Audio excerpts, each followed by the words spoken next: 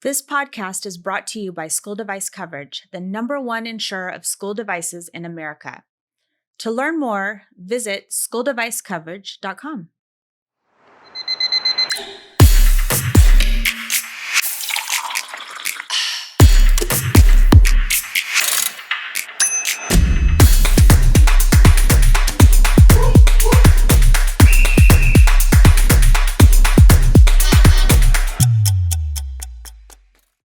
Hi, welcome to Risky Business. I'm Kathy Kaler. And I'm Bliss Landon. Welcome to our show. Yes. Wow, we're very peppy. Must be our shakes. I'm telling you, it is. It's those shakes. Kale and spinach, just wow. Yeah. And all the good stuff that we put in it. I do feel a sense surge of energy. My level has gone up, especially in the morning. So my that is good. Masseur, who I saw yesterday. Yeah. I haven't seen him in for sure over a month. And I was telling him about it. And he said, your eyes are very clear. Wow. I was like, wow. Well, that's cool. Okay. We will continue with our shake conversation. I'm a few days behind you, so I'm waiting to catch up. Your eyes are clear. I know my eyes clear. Yes, okay, that's good news. That is good news. But no, I'm enjoying my shake, and I just feel really good about it. And my husband's getting used to it too. So good. We'll keep up with those green, and they are green. They are green. And I'm like hoping I don't turn green, but but they taste it's good. Okay. It's okay. Yes, I got to add lemon. That's my next step. Yes. I'm going to add lemon. Okay.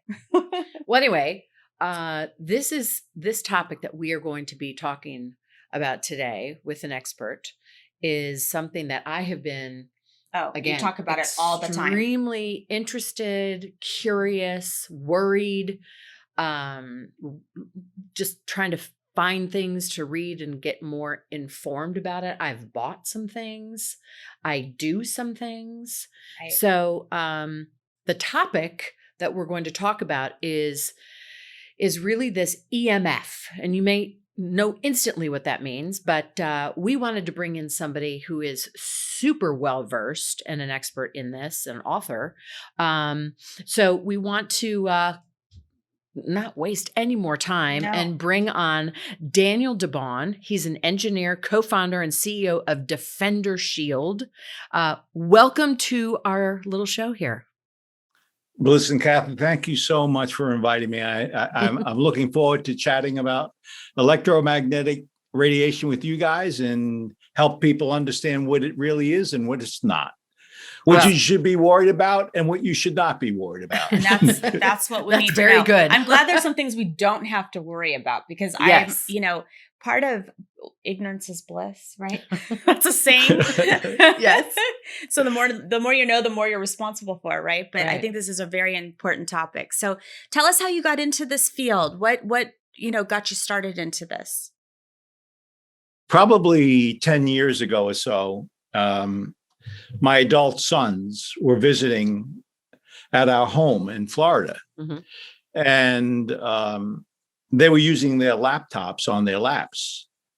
My wife looked at it after several hours and said, "That can't be good for you. I want grandchildren," she said. Oh. Well, for me, I had been in the telecommunications industry for 30 years. I developed standards in the telecom industry. I tested technology in the industry. So I was pretty familiar. And I said to my wife, there's no way that can bother you. There's no way that can disrupt the cells of the body. The power levels are too low. And then I thought about it a tiny bit, and I began looking into some of the research that was going on at that time. This is over 10 years ago. And I found after about 3 or 4 hours, 25% of the male sperm was immobile.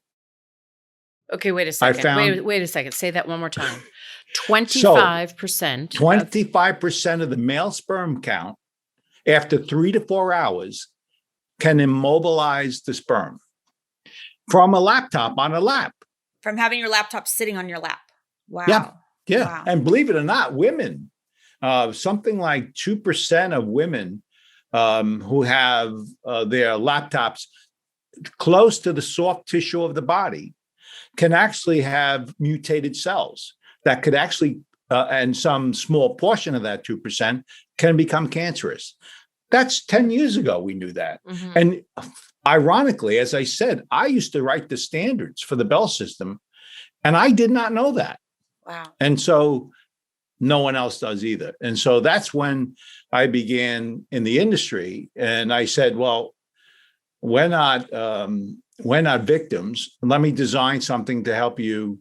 So if you do want your laptop on your lap, at least the signal is not going to pass through and into the and interfere with your sperm count.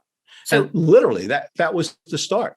Is it mainly the wireless connection that's doing it's not your actual laptop? If it's off, is there anything happening? So it is the wireless component, the RF, the radio frequency Wi-Fi signal that's going from your laptop to your router.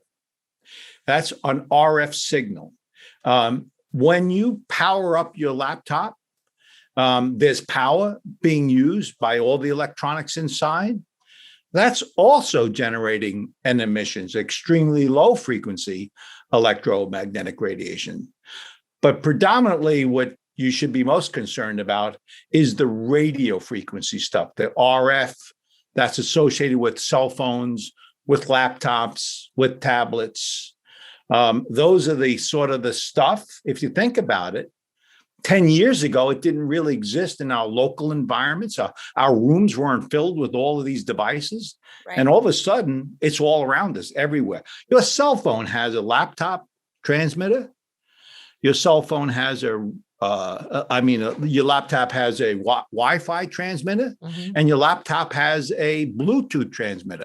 You can have all three transmitters turned on, RF transmitters, that is emanating out of your device and hitting your body, as well as connecting to the Wi-Fi or the cell tower, whatever it is. So what is an RF signal? I like to sort of help people understand. When you take a piece of meat and you put it in a microwave oven and you turn the microwave oven on, the heat is turning up the temperature of the water between the cells. The cells oscillate as a result of that. And voila, you have cooked meat. Well, a microwave signal is a RF signal. They're one and the same.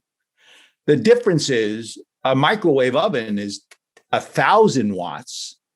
A cell phone is 1.5 watts, roughly.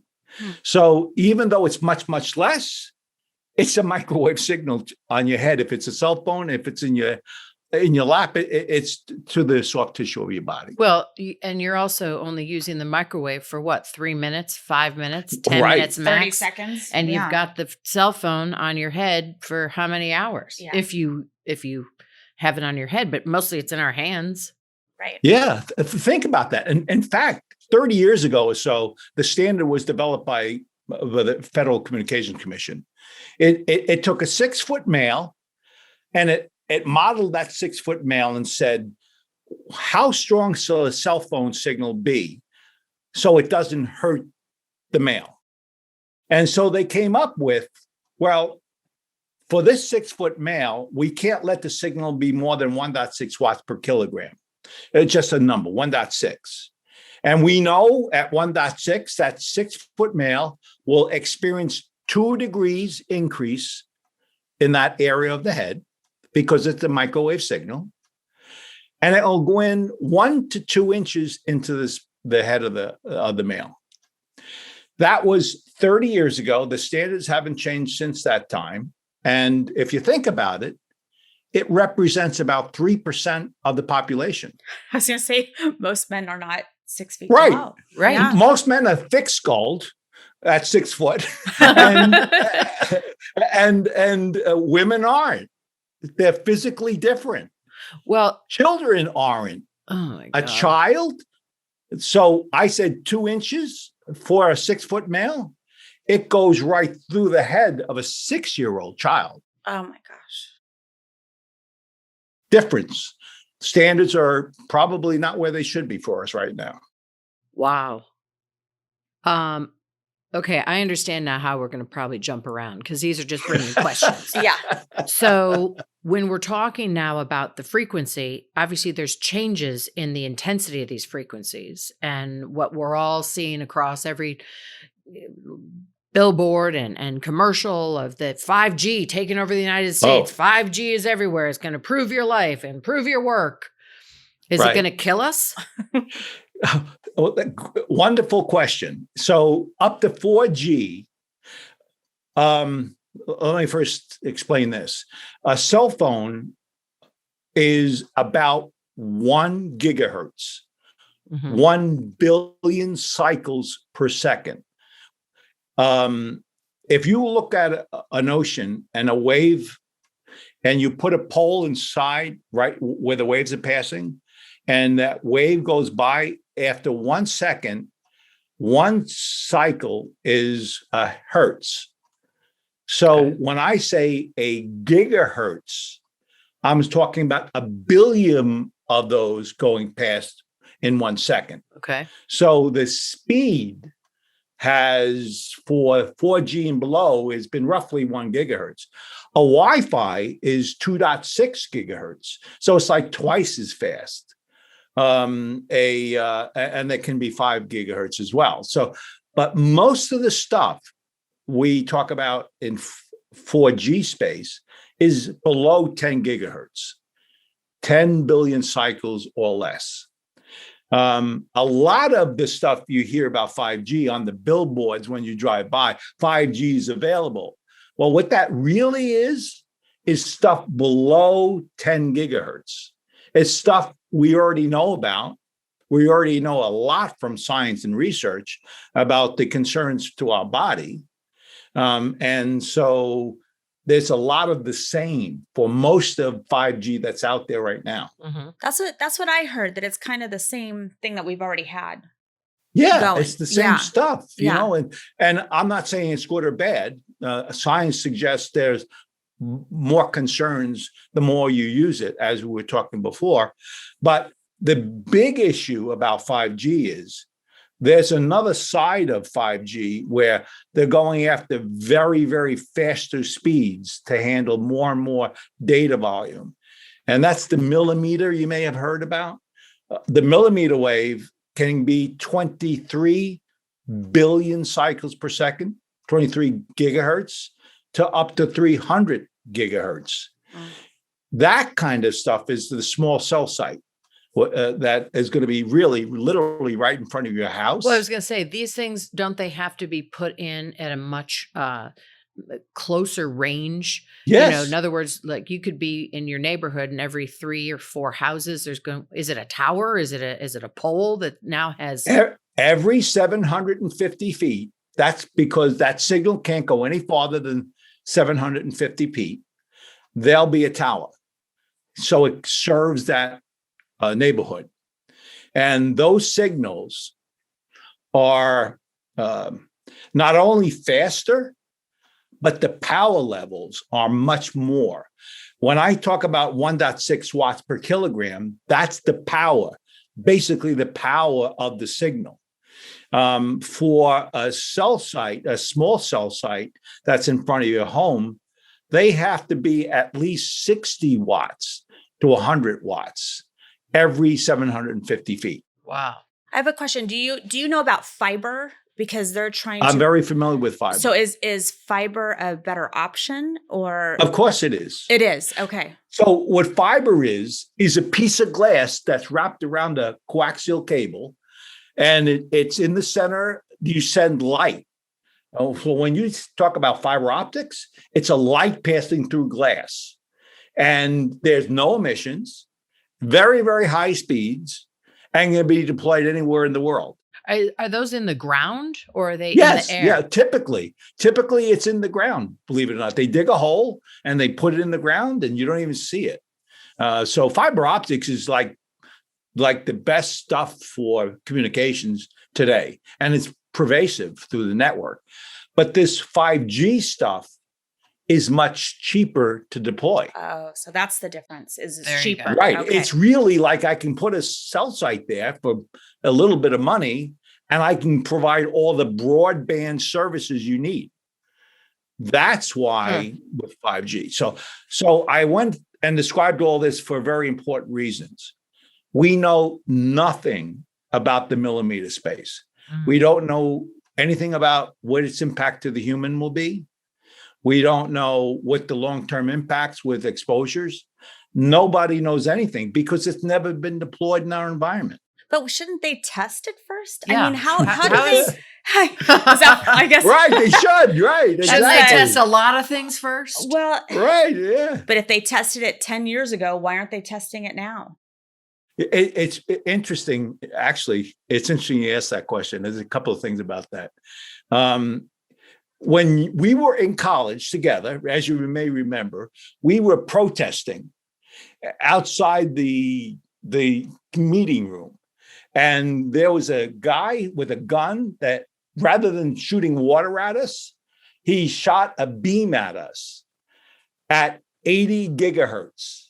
Okay. In war and in breaking up crews, they don't use water anymore. They use a 80 gigahertz signal. Wow. So what does an 80 gigahertz signal do to the body? Paralyzes. Well, we have no sweat glands. We have a bunch of sweat glands, right? And the sweat gland is helical coil. And that 80 gigahertz hits our sweat gland and we get really hot. And we run. That's why we were running. We were hot and we were running. Well, that's 80 gigahertz. Wow. So we know something about some of the speeds we're talking about, but we certainly don't know much beyond that. Well, unfortunately. I was going to say too, you know, when these are being installed in our communities, I mean, how dangerous. I grew up knowing you didn't want to live by the electrical, towers. Right. That there was emission from that. Now you've got something that is even more powerful, closer in proximity. You know, how sad for the person who's living right with the tower. Like, is there research on that or? So when you have electrical cables over you, and particularly the very high power voltage level wires, if you're within 1,000 feet, you're 3 times more likely to get leukemia. A scientific fact. Within 1,000 feet, you mean living underneath it? If you're within 1,000 feet of that, you're 3 times more likely to have leukemia. High-powered, high voltage, like an electrical plant. Like high voltage stuff. These big metal things in the air that go really high. If within 1,000 feet, you're 3 times more likely to get cancer. So leukemia. If you're next to a cell phone tower, they transmit at 60 gigahertz. About 60 gigahertz. If you're within 1,000 foot of that, you're 3 times more likely to get cancer. There's been several studies that talk about those kinds of exposures. And that is 60 watts of power, 60 watts, right? Well, the new cell site towers, to be able to get 750 feet, will be 60 watts to 100 watts to be able to transmit the signal. So will it change our environment? Yes. Will it be a significant change? We don't know. We can only speculate that there may be more concerns, human body concerns. We know a lot about the lower speeds. We already know there's direct links. Mm-hmm. Like for example, a few years ago, the Federal Communications Commission actually asked another part of the country's governance to evaluate a cell phone and its impact to the human. And they did an epidemiology study. The National Toxicity Program was created. $25 million was spent. And what they found out was after this 10-year period study with very, very, very large populations, which makes it statistically significant, they found statistically significant frontal lobe cancer and heart cancer. So that was reinforced with the Ramazzani Institute, which is out of Italy. And they did the same similar epidemiology study, and they found similar kinds of results. So we do know that up to 4G, if you're not managing your own environment, you're increasing the potential with this toxin within that environment that you maybe should understand better to protect yourself. So, so let's talk about protection in ways that we can, let's just start with the cell phone. What are some of your top tips on how to shield us from the waves? So if I take a cell phone and put it to my head, that's where there's the most potential dangers to the frontal lobe. If I move that 1 to 2 foot away, 80% of that danger is gone. Wow. By 4 foot away, 98% is gone. So in other words, distance is your friend with RF signals.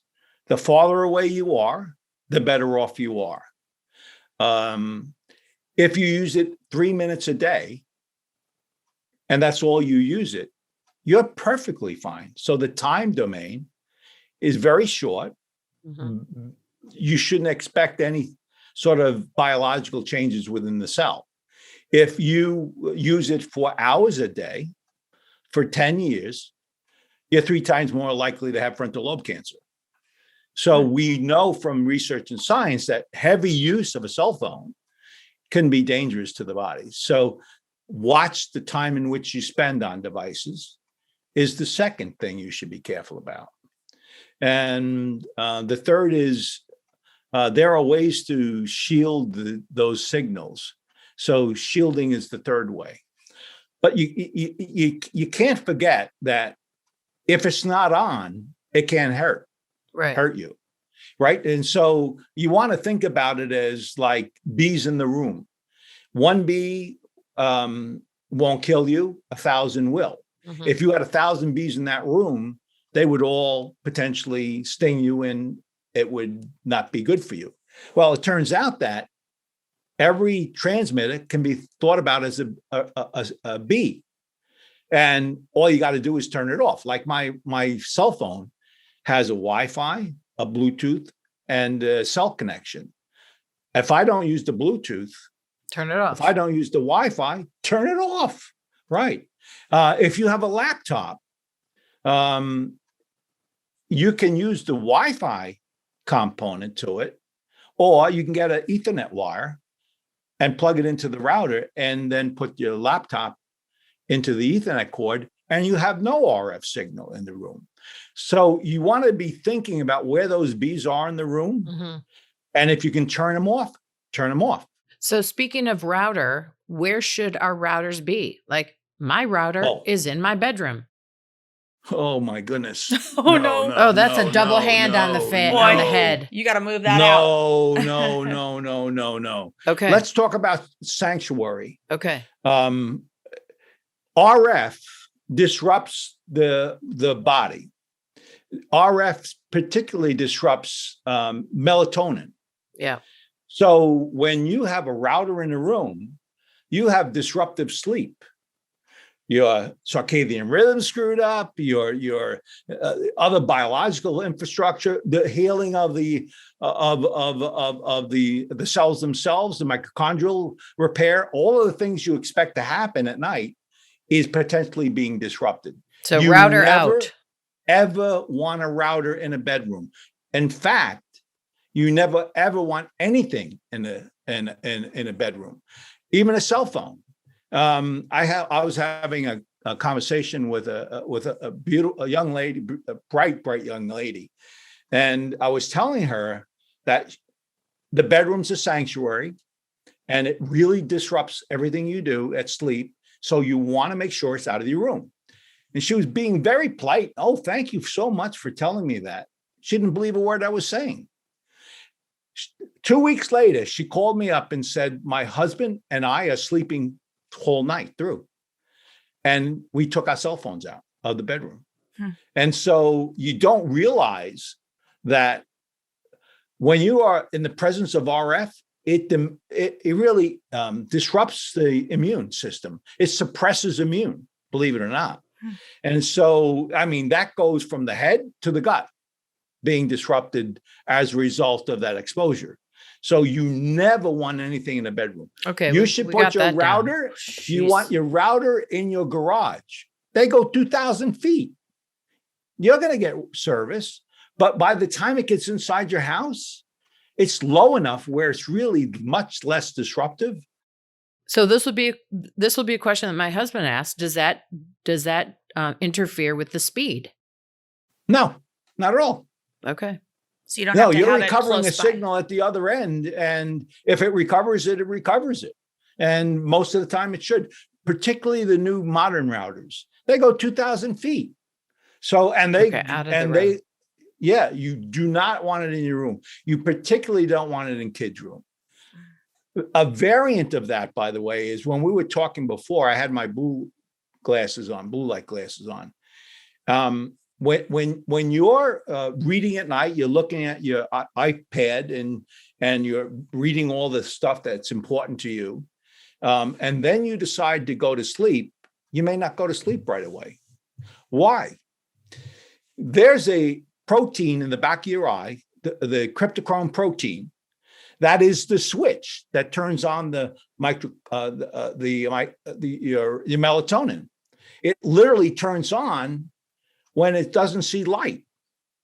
When you're looking at a screen, the blue light is literally a high intensity light, and it's telling the switch, don't turn on yet because the light's still out. Mm-hmm. And this has been years and years and years of evolution of our bodies. Yeah. And so the cryptochrome not being turned on means the melatonin is not being created, and it takes time to build. And so that really disrupts a whole lot more than having a little bit of a problem going to sleep. So you really, and by the way, blue light, modern screens have high LED transmitters on there, blue component transmitters. And so you really want to watch what you do there, because premature macular degeneration, dry eye. I was chatting with a clinic, and he was telling me about one of the people working in his office who had dry eye for 5 years. And I asked him, what was the source? And, we don't know, but we give drops and everything's perfect after that. And I said, I'm going to send you blue light glasses. And he said, well, go ahead. I'm not sure what it's going to do. And he got him, put him on the person. Literally within 2 hours, her dry eye were wet. Wow. The redness of the eye was reduced. It was the blue light in the monitor she was forced to look at all day that was influencing that challenge in her own. Jeez. Okay, so glasses can be a prevention. Right. Router absolutely. out of the bedrooms, in the garage, prevention. Mm-hmm. I purchased these little things that, can you see this on the back of my phone? I do. Okay. Yes. Legit or no? Pause. Anything you look for, you want to make sure that there's independent study that substantiates the claim. Yes. I don't know what you have on there, but many of those kinds of things talk about science and physics I don't understand. Okay. And so as a consumer, you should be concerned that a claim is being made and it's appropriate to make. And the only way you really know that is, do they have independent study that substantiates the claim? There are things out there that, in my opinion, just may not do exactly what they say it will do. And they use terms that are not scientific research terms. So you need to decide. So with your DefenderShield, tell us about that. The source was my sons. I wanted to shield my sons, right? Yeah. Right. And so, and the problem was complicated. I've told you about the RF piece, the extremely low frequency piece, and in that 10 years ago, heat, right? Heat was a problem, right? Heat could burn your legs literally 10 years ago. Right. So I had to create a shielding that actually dealt with all those kinds of concerns. And I actually developed, even though I did electrical engineering my whole career in the Bell system, I was a mechanical engineer by trade. So for me, I sort of understood what the challenge was, and I created a shielding that protected the user simply by putting the shielding in between the device and the user. And that's the basis of everything we do in DefenderShield. And what's it made out of? Oh, we use a bunch of very high exotic materials to do that. It's a combination of many minerals, and that each one of them have a characteristic that complements the others. And so it's an alloy. It's a mix alloy. We have one aspect of it. It's like a sponge.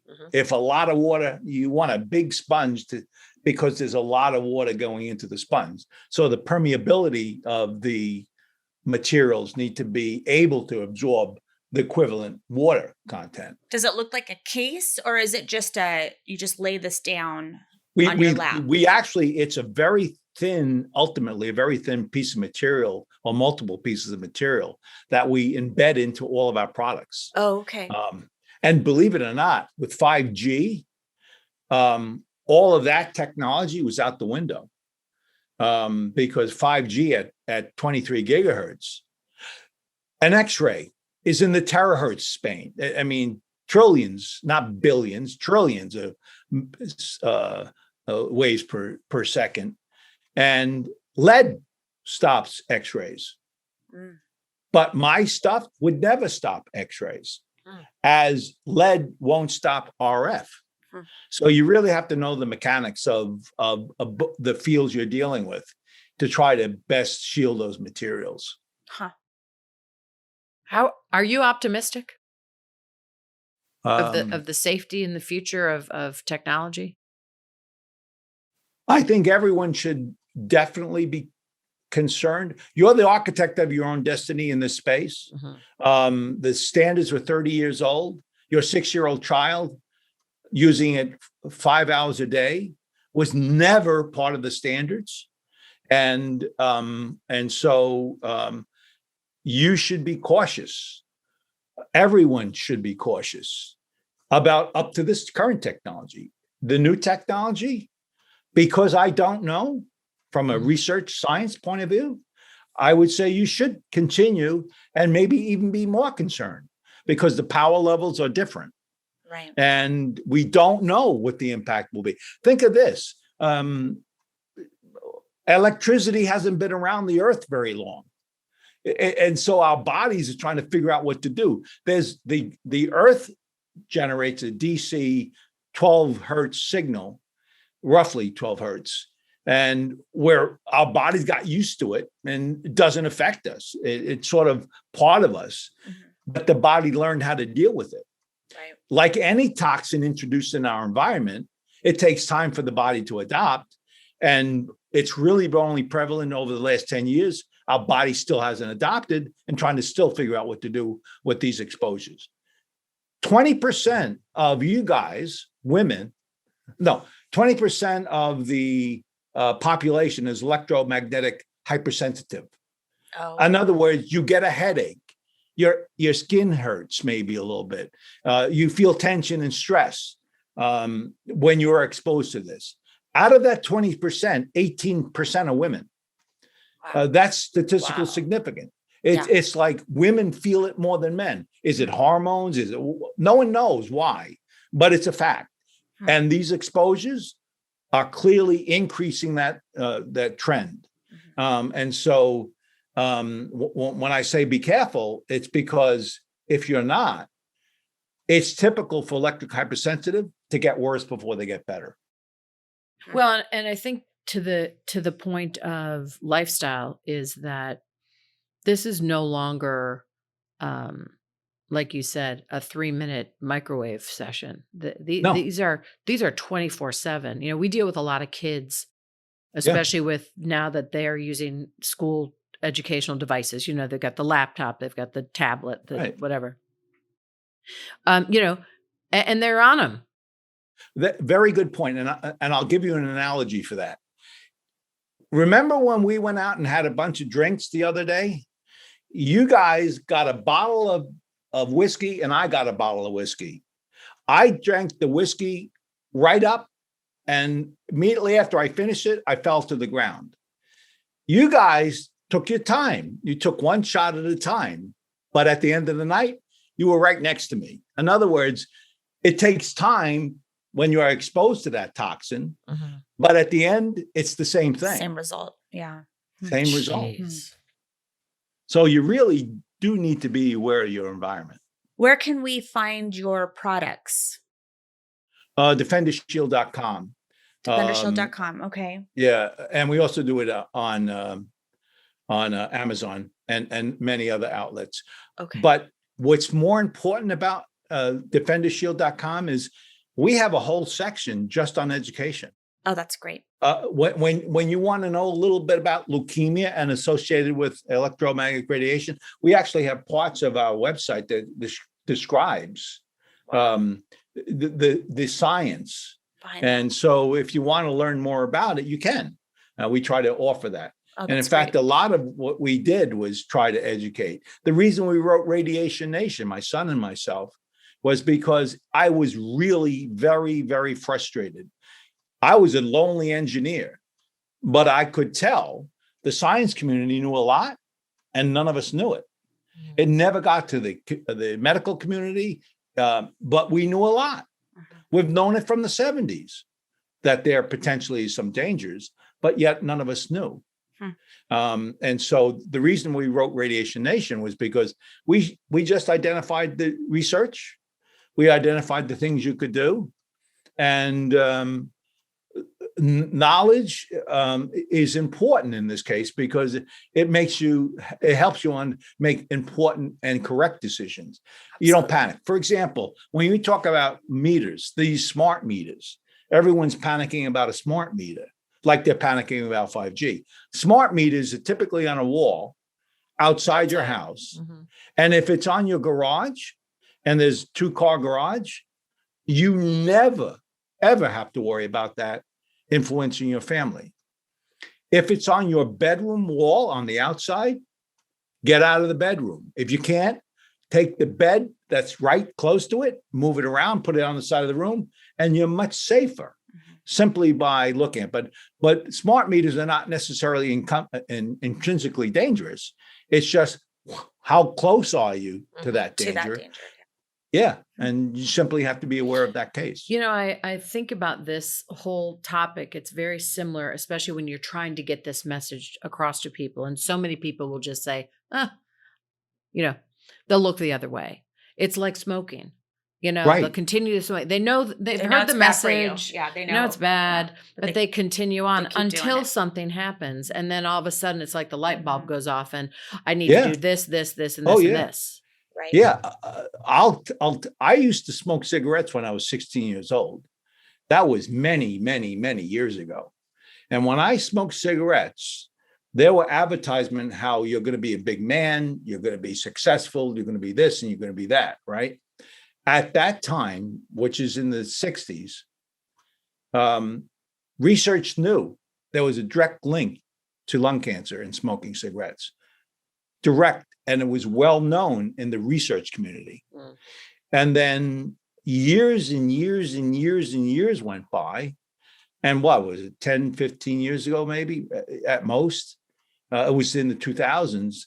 They were required to put stickers on cigarettes to say this is bad. Yeah. Right. You know why they did that? It was because they lost in court. It wasn't because everyone in the smoking industry decided to tell everyone. They lost in court.